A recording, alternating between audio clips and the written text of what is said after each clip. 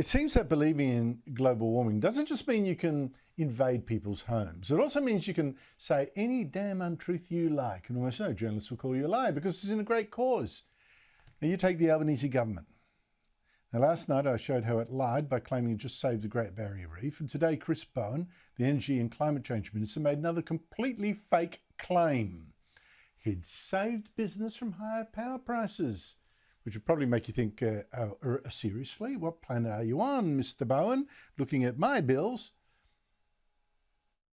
That Australian industry, particularly in relation to gas prices, will come under huge pressure this year, and indeed many industries would be forced with a decision as to whether to stay open or close. We acted. Wholesale prices, Mr. Speaker, are 60% lower today than they were a year ago. 60% lower than 1 year ago. And Chris Bowen did all that on his own? I mean, what a hero. Give that man a little gold star. Except let's look at the world prices for coal and gas, shall we? That makes, the coal and gas that makes most of our electricity. Here's world coal prices over the last 5 years. Oh, my goodness. A year ago, they really were insane, weren't they? 1 year ago, all around the world, look at that blip. Same with gas prices. Huge spike exactly 1 year ago around the world. And what could have caused that? Oh, that's right. The Ukraine war.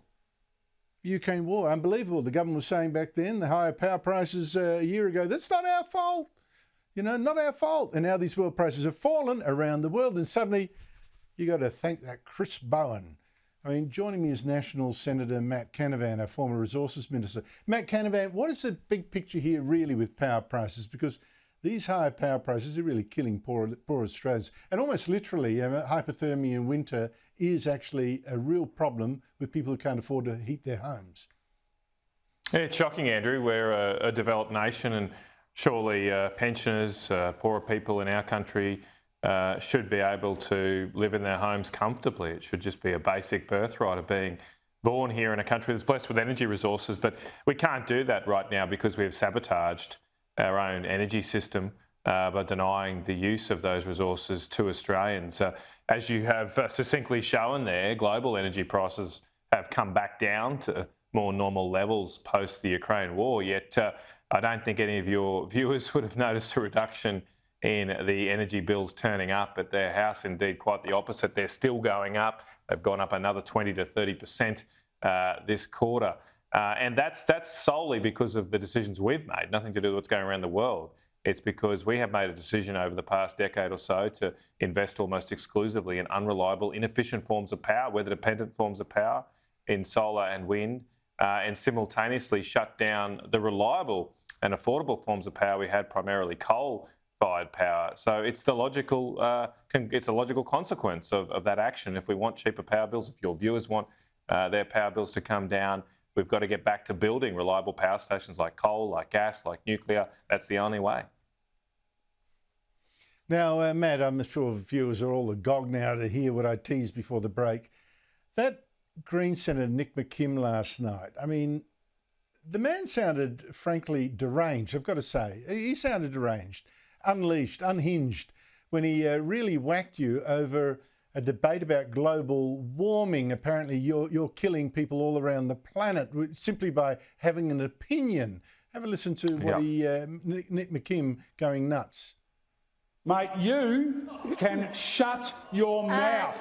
You can shut your mouth. People are dying. Senator McKim, resume your seat. And sociopaths like you. Senator McKim, I'm not going to cop interjections from sociopaths like Senator Canavan. Senator McKim, resume your seat. I mean, there's a couple of things I immediately say about that. I mean, what kind of roll gold idiot thinks that you are killing people around the world by pointing out the world isn't actually warming like it used to, but also sociopath. I mean, that's just a vile term of abuse from these huggy, muggy, sweetness and light greens, shows the viciousness underneath that veneer. Matt, are you a sociopath? I'll let others judge, Andrew. I'm just glad that I'm not reliant on the Greens being successful in achieving a rent cap freeze that they want, because I'm already living rent-free in their minds. And it's, must I say, it's very spacious up there in the Greens' head. There's lots of room. There's not much seemingly going on up there because they are completely, it can show you they're completely off this planet. They say they want to save this planet, but not many of the Greens seem to be living on this planet. They seem to be in another universe. And what happened there, my sin, my trigger, the way I triggered that, Andrew, was I had the temerity to point out a few facts in my speech just before Nick's. Senator Faruqi from New South Wales had got up and claimed that people in Pakistan are blaming Australia for the floods there. And I, as I said, had the temerity to point out that just a few months ago it was reported that Pakistan is quadrupling the size of their coal-fired power fleet.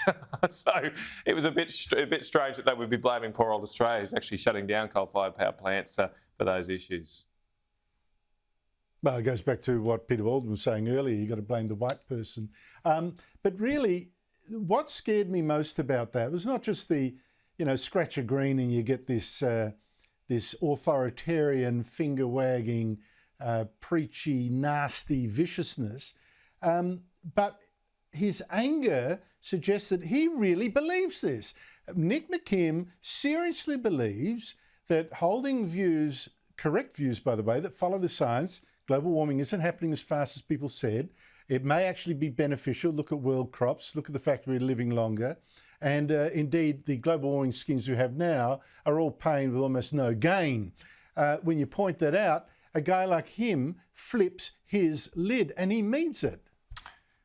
Well, it's the madness of a zealot, isn't it, Andrew? And the Greens, or some of the Greens, are absolute zealots. They're obsessed with this particular issue, and unfortunately, that means, of course, that they're willing to almost any other compromise any other form of decency to achieve what they think is an existential issue and threat. Correct. And I don't know if you've seen, but your viewers will be very interested, I think, to know that the new head of the IPCC, the body that writes the official reports on climate change, the new head has called and cautioned on people to stop overstating the impact of global warming, to stop saying that somehow this is going to cause the end of the human race. But that's what our young... Yeah, that's... 1.5 degrees of warming is not going to kill humanity. Settle down, stop scaring people. But Nick McKim suddenly doesn't listen to the IPCC anymore. Matt Canavan, thank you so much indeed for your time.